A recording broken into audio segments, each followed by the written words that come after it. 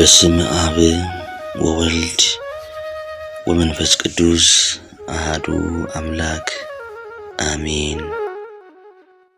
የክርስቶስ ቤተሰቦች እንደምን ዋላችሁ? እንደምን ቆያችሁ? እንደምን ሰነበታችሁ? አሜን።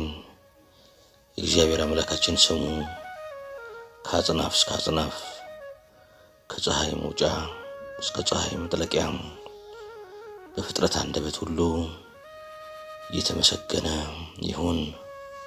እንደ እግዚአብሔር ፈቃድ ዛሬ ይዤላችሁ የቀረብኩት ከትንሣኤ በመቀጠል ያሉትን ዕለታት ወይም እስከ ዳግም ትንሣኤ ያሉትን ቀናት ትርጉማቸውንና ምስጢራቸውን አባቶቻችን ባስቀመጡልን መሰረት እንመለከታለን።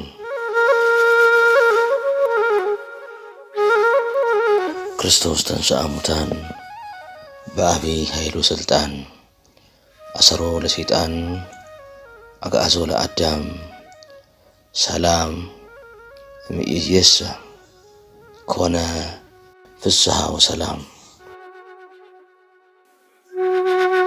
ቅድስት ቤተክርስቲያናችን ሥርዓት መሰረት ከትንሣኤ ጀምሮ በዓለ ጰራቅሊጦስ ድረስ ባሉት 50 ቀናት ሰላምታ የምንለዋወጠው ከላይ በገለጽነው መሰረት ነው። ከትንሣኤም እስከ ዳግማዊ ትንሣኤ ያሉት ቀናት ስያሜያቸውና ምስጢራቸው፣ ከትንሣኤም እስከ ዳግም ትንሣኤ ያሉት ዕለታት እንደ አንድ የሰንበት ዕለት ተደርገው የሚከበሩ ቢሆኑም የምስጢረ ሞቱና ትንሣኤውን ታሪክ በየዕለቱ አከፋፍሎ ለዝርዝር አፈጻጸሙ መታሰቢያ ለመስጠት እንዲመች ዕለታቱ የየራሳቸው መጠሪያ ስም አላቸው። እነዚህም ሰኞ ማዕዶት፣ ማክሰኞ ቶማስ፣ ረቡዕ አልዓዛር፣ ሐሙስ አዳም፣ ዓርብ ቅድስት ቤተክርስቲያን፣ ቅዳሜ ቅዱሳን አንስት፣ እሁድ ደግሞ ዳግም ትንሣኤ ይባላሉ። ለዛሬው የትንሣኤ ሰኞ ስያሜ ማዕዶትን እንመለከታለን። እንኳን ለዕለተ ማዕዶት ዓመታዊ በዓል በሰላም አደረሳችሁ አደረሰን። የትንሣኤ ሰኞ ስያሜ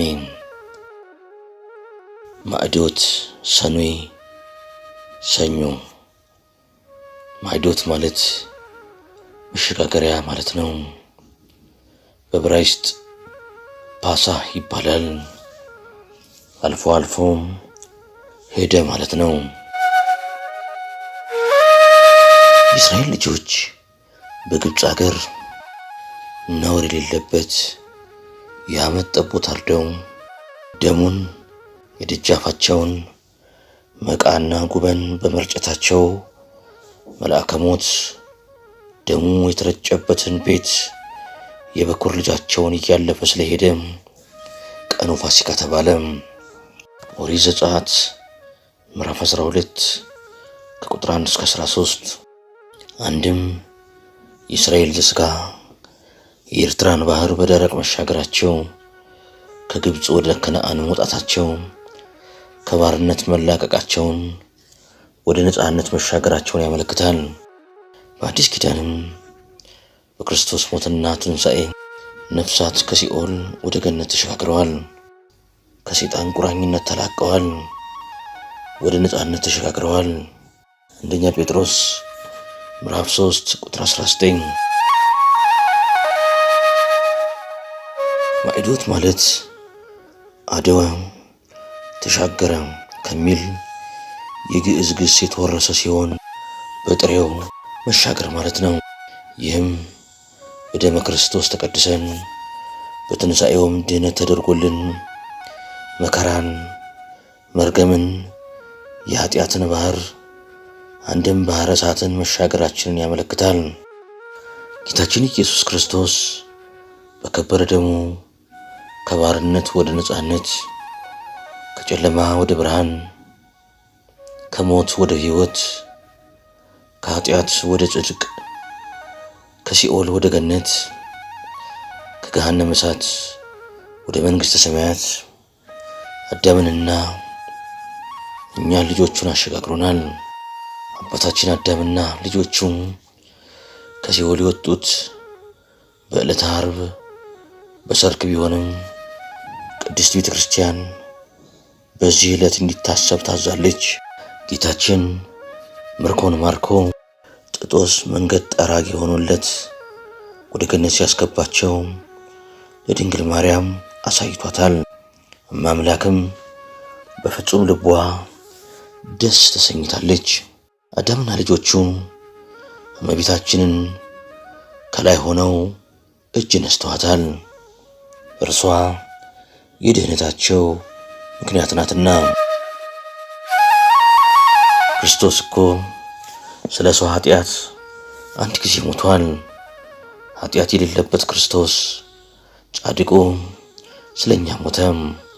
ስለ ኃጢአታችን እኛን ወደ እግዚአብሔር ያቀርበን ዘንድ በሥጋ ሞተም። በመንፈስ ግን ሕያው ነው። ነፍሳቸው ታስራ ወደ ነበረችበት ሄደ። ቀድሞ ክደውት ለነበሩት ነጻነትን ሰበከላቸው። አንደኛ ጴጥሮስ ምዕራፍ 3 ቁጥር 18። አማናዊ ብርሃን መድኃኔ ዓለም ክርስቶስ ጨለማችንን በምሕረቱ ያብራልን። አሜን።